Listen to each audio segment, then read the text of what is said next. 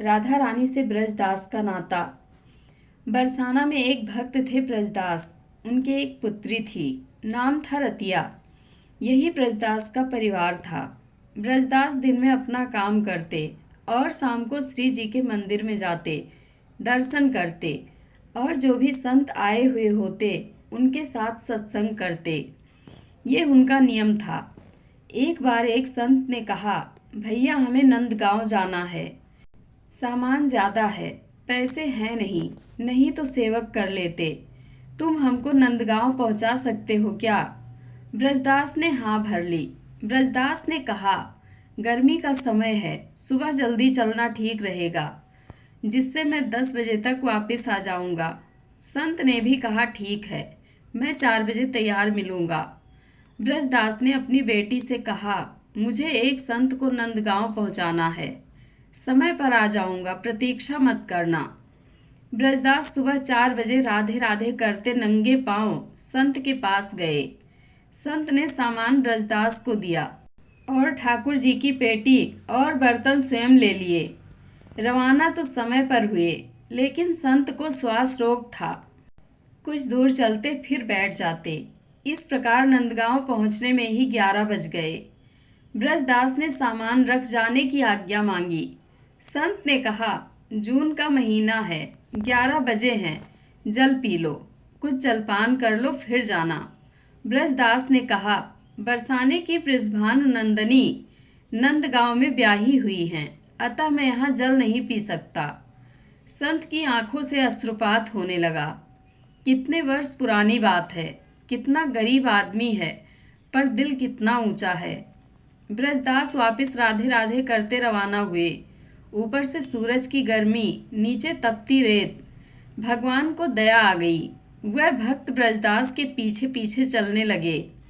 एक पेड़ की छाया में ब्रजदास रुके और वहीं मूर्छित होकर गिर पड़े।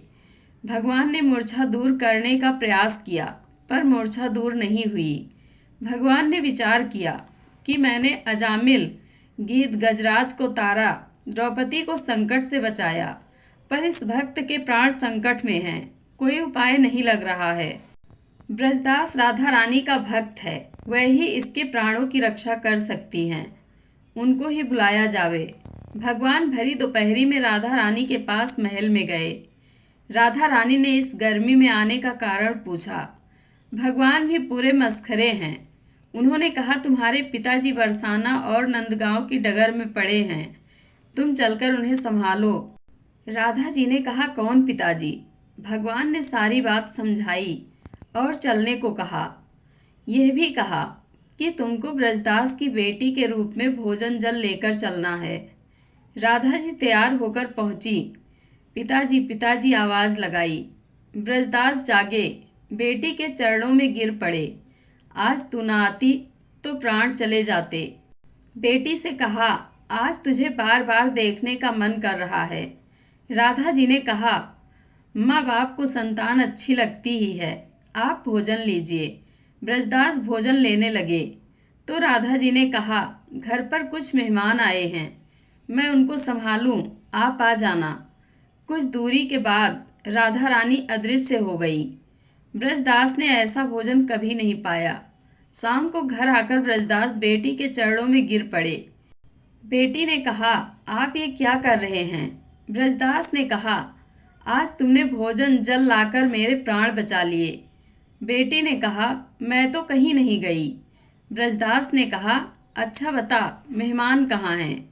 बेटी ने कहा, कोई मेहमान नहीं आया। अब ब्रजदास के समझ में सारी बात आई। उसने बेटी से कहा कि आज तुम्हारे ही रूप में राधा रानी के दर्शन हुए। जय श्री राधे कृष्ण।